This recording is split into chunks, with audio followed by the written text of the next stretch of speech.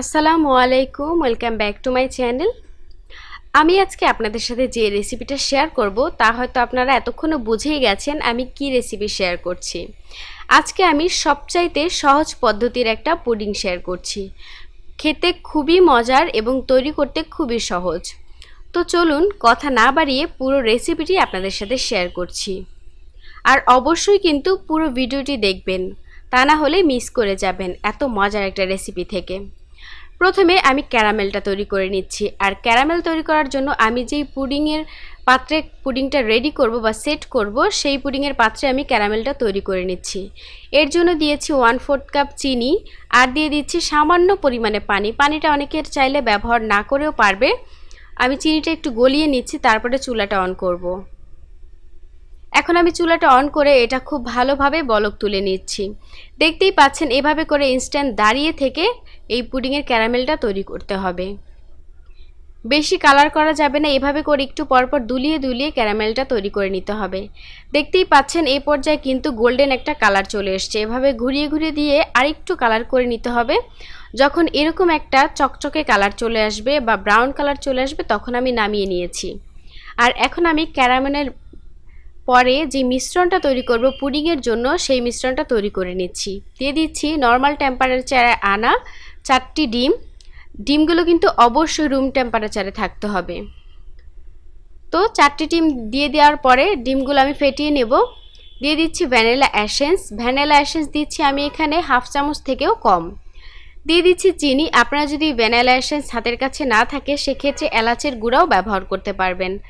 আর এখানে আমি দিচ্ছি চিনি 1/2 কাপ পরিমাণে। মিষ্টিটা আমি একটু বেশি দিচ্ছি, আপনারা আপনাদের টেস্ট মতো দিয়ে দেবেন। দিয়ে খুব ভালোভাবে চিনির সাথে ডিমটা ফেটিয়ে নিচ্ছি। এভাবে করে ফেটালে ডিমটা খুব ভালোভাবে ফেটে যায় এবং চিনিটাও গলে যায়। তো দেখতে পাচ্ছেন এভাবে করে নিতে হবে। এখন আমি দিয়ে দিচ্ছি দুধ। আমি 1 লিটার দুধ জাল করে কতটা ঘন করেছি তা আপনারা দেখেই বুঝতে পারছেন। তো এই দুধটা পুরোটাই আমি দিয়ে দিলাম। 4টা ডিম অবশ্যই দিতে হবে 1/2 লিটার দুধের জন্য।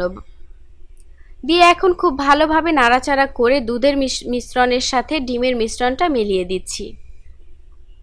তো দেখতেই পাচ্ছেন মেশানো হয়ে গেছে। এখন আমি যে ক্যারামেলটা রেডি করেছিলাম ক্যারামেলের বাটিতেই আমি এই পুডিংটা ঢেলে নিচ্ছি। অবশ্যই একটা ছাঁকনি দিয়ে ছেঁকে তারপরে ঢেলে নিতে হবে।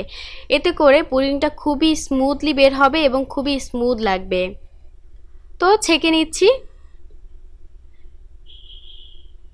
এই পর্যায়ে ছাঁকা হয়ে গেছে। এখন আমি ছেঁকনিটা সরিয়ে দিচ্ছি।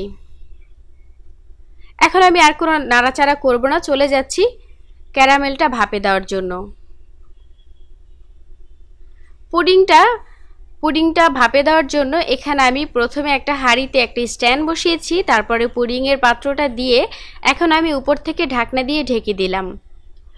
আর এখন আমি দিয়ে দিচ্ছি মেজারমেন্ট কাপের আমার এখানে টোটাল পানি লেগেছে 3 কাপ। আপনারা আপনাদের পরিমাণ বুঝে দিয়ে দিতে পারেন। আর পানিটা এমনভাবে দিতে হবে যাতে করে বাটির 1 অংশ 3 ভাগের 1 ভাগ পানির নিচে থাকে। তো আমি 20 মিনিট এটা এভাবে জাল করেছি। 20 মিনিট পরে আমি ঢাকনাটা তুলে নিচ্ছি। দেখতেই পাচ্ছেন অলমোস্ট পানিটা একটু শুকিয়েছে। আর এখন আমি ঢাকনাটা তুলে নিচ্ছি। ঢাকনাটা একটা কাঁটা চামচের সাহায্যে আমি একটু তুলছি। এটা আপনাদের যেভাবে সুবিধা হয় আপনারা সেভাবে তুলে নিতে পারবেন। একটু চেক করে আপনাদেরকে দেখিয়ে দিচ্ছি, একেবারে ক্লিয়ার এসেছে কাঠিটা। তো এখন আমি ফ্রিজে রেখে এটা ঠান্ডা করে নিয়েছি প্রায় 2 থেকে 3 ঘন্টা। ঠান্ডা করলে খুব ভালোভাবে সেট হয়ে যায় এবং আপনাদের অনেক সময় দেখা যায় ক্যারামেলটা সুন্দরভাবে জমে না বা অনেক সময় পুডিংটা ভেঙে ভেঙে যায়।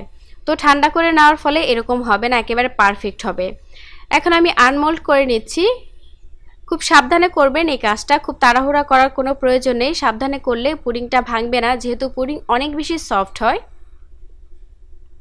তো এখন তুলে নিচ্ছি। দেখতেই পাচ্ছেন কিভাবে তুললাম। আর ক্যারামেলের কালারটা কত সুন্দর এসেছে তা তো আপনারা দেখেই বুঝতে পারছেন। আমি একটু কেটে আপনাদেরকে দেখিয়ে দিচ্ছি ভেতরটা কত সুন্দর হয়েছে।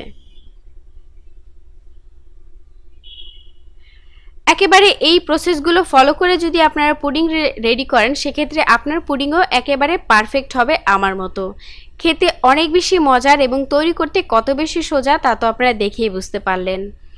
তো বাসায় অবশ্যই এই রেসিপিটি করবেন, করে আমাকে কমেন্ট বক্সে জানাবেন কেমন লেগেছে আপনাদের কাছে। আজকে এই পর্যন্ত। নেক্সটে আবারও নতুন কোনো ভিডিও নিয়ে হাজির হব আপনাদের মাঝে। সকলেই ভালো থাকবেন। আল্লাহ হাফেজ।